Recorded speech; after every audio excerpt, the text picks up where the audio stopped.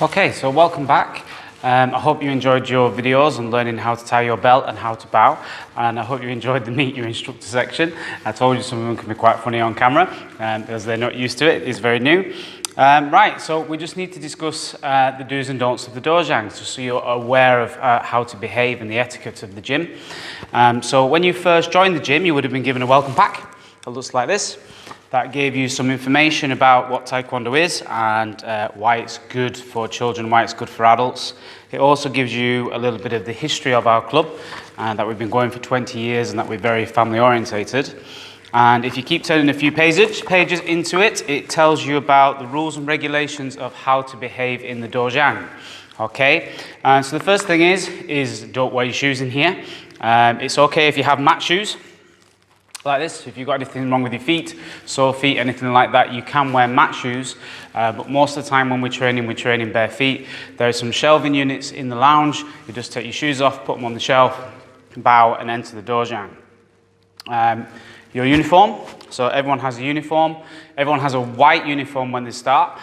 This is an example of a black belt 4th dan uniform, 4th dan and above uniform. You might not understand that, but all white belt suits, everybody who's a colour belt has a white belt suit, which is all white.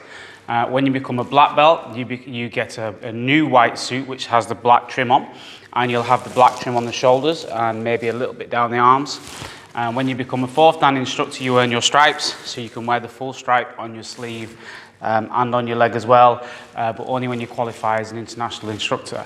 Okay, so that's just a little bit of history about the suits, but we do expect you to wear your suit, so a non-wrinkled suit when you come to the club, and wear a belt and present yourself nice and tidy.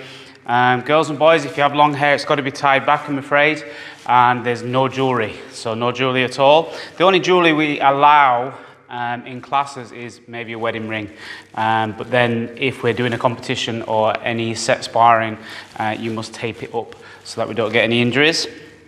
So that's about it really for what you should do when you come to the gym. What you shouldn't do is you should never eat or drink on the mats. Sometimes when we're training, it's okay to bring a drink in and leave it at the back, but ideally we go outside of the dojang to drink, and definitely no food in here. And the other rule is if you are eating, or you come straight from school, or you come straight from work and you are going to eat before you train, that you do so in the lounge and you don't wear your belt. Okay, so it's a rule in Taekwondo. I'm not sure if it's the same in all martial arts, but you're not supposed to eat with your belt on. So take your belt off if you're going to eat anything. There's no chewing gum in here, and there's no use of bad language as well. Basically, when you're in line anyway, you're not allowed to talk anyway.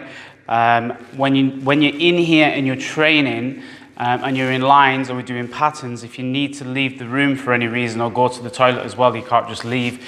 You must stand still and raise your right hand until you get the instructor's attention, and then they'll dismiss you from the room.